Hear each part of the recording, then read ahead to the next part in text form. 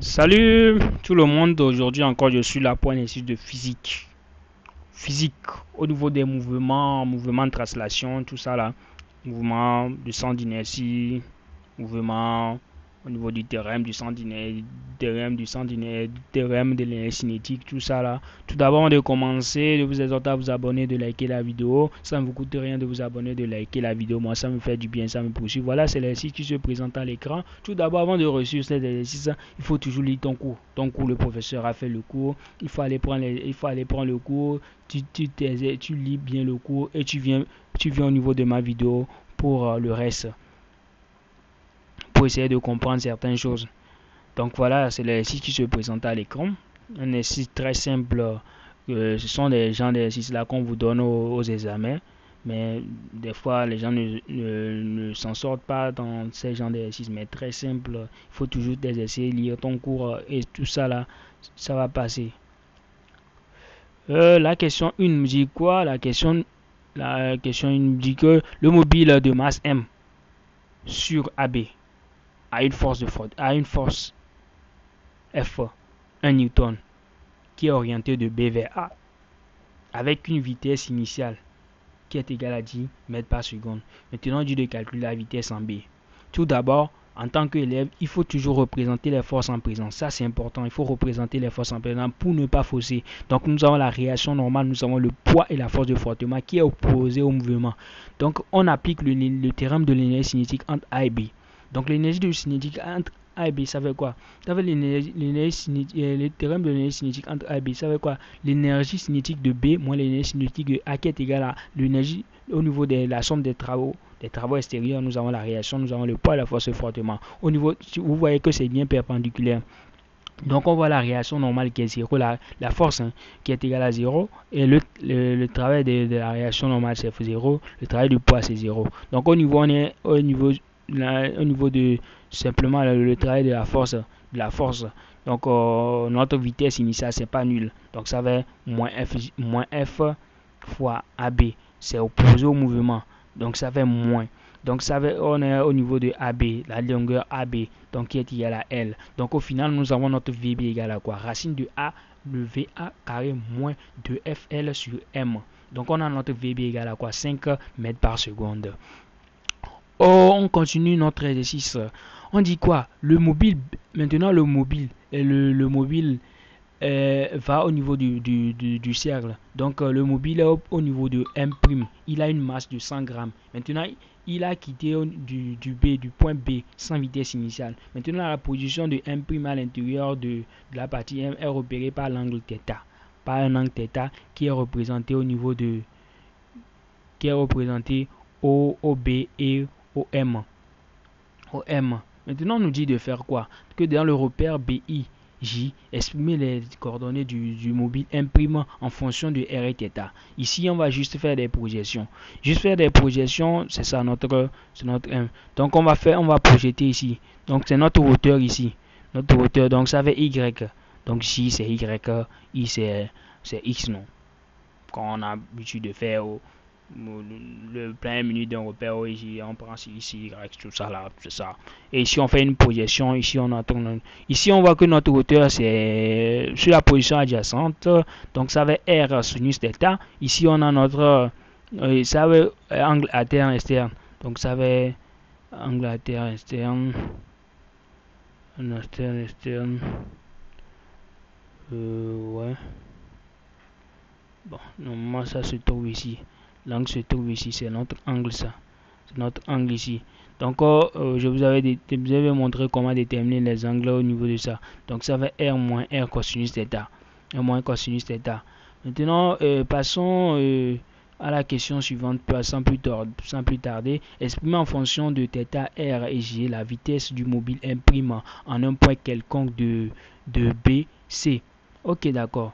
On va faire quoi? On va faire l'énergie cinétique entre B et M'. Donc l'énergie cinétique, toujours il faut représenter les forces, c'est important. C'est ça la réaction normale, le poids. C'est important de déterminer les forces en présence. Donc ça fait le théorème de l'énergie cinétique entre M et ça qui est égal à la force, ça c'est 0, ça c'est perpendiculaire. perpendiculaire plan, ça fait 0. Donc on a notre poids, donc ça fait mg h. Or notre h ici c'est ça ici, notre h ici c'est ça qui est égal à y, donc ça fait r sinus θ.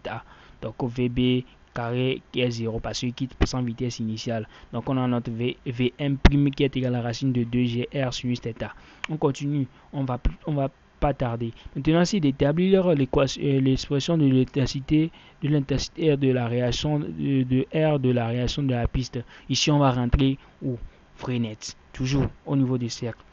Voilà, c'est ça.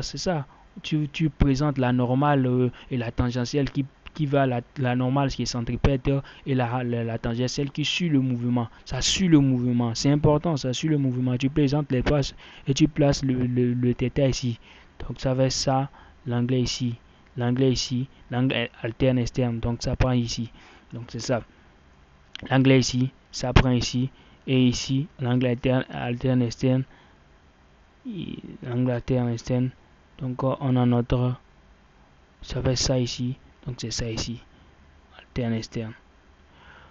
Donc ça fait notre P plus R est égal à M alpha. Donc au niveau de la normale, ça fait moins MG sinus θ plus R qui est égal à M prime plus ça. Donc au total, notre R égale à 3 M prime G sinus θ. Moi je ne vais plus tarder parce que moi j'avais déjà expliqué très bien comment déterminer ça dans une vidéo. Donc c'est dans une vidéo précédente.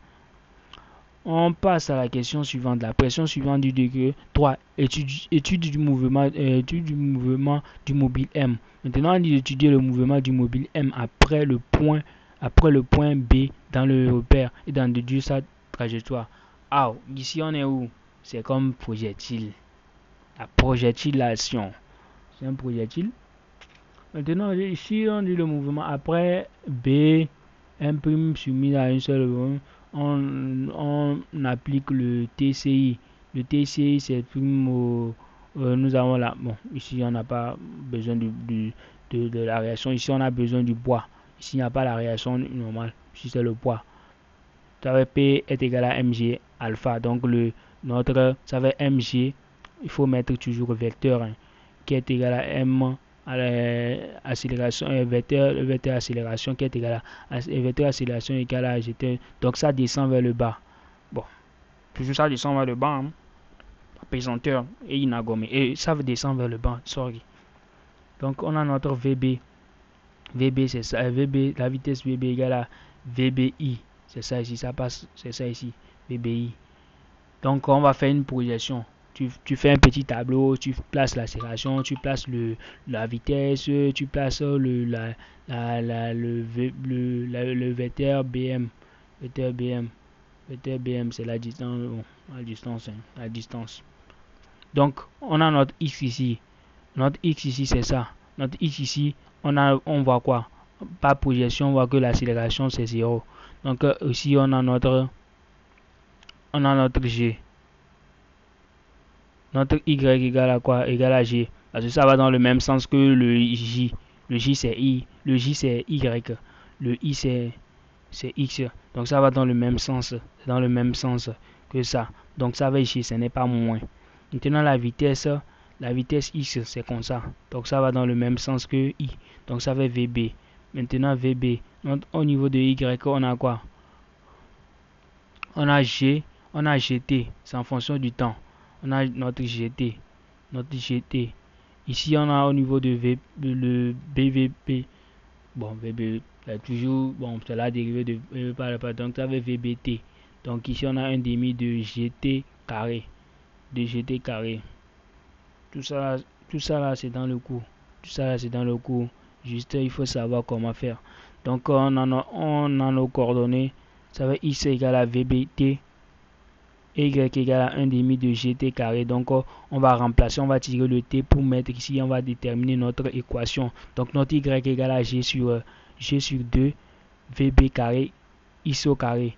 Donc on a trouvé notre équation. Donc m décrit une trajectoire parabolique. C'est une trajectoire parabolique.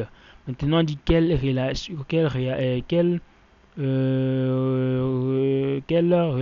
doit vérifier θ pour que le M touche M' et que le jeu soit gagné. Bon, si ça doit gagner, M doit toujours gagner. Donc on voit que le X égale à X' et le Y égale à Y'. Donc on connaît notre X', on connaît notre X, on connaît notre Y. Donc on connaît notre Y qui est égal à ça. Donc ça égale à ça. On remplace juste un. Vérifier, c'est ça. Ça va R facteur R sinus θ qui est égal à G sur R facteur de R carré par tout ça là. À faire bon, on tire. Alors, ça va R sur B carré. Donc, je dis égal à 1. Donc, alors, notre sinus θ est égal à 1 moins cosinus θ. La relation qui est par θ pour que M touche le M. Donc, notre sinus est égal à ça. Donc, nous sommes arrivés à la fin de la vidéo. J'espère bien que vous avez capté quelque chose. Si vous avez des questions, mettez-les en commentaire. Et on se dit à plus pour une autre vidéo. Merci.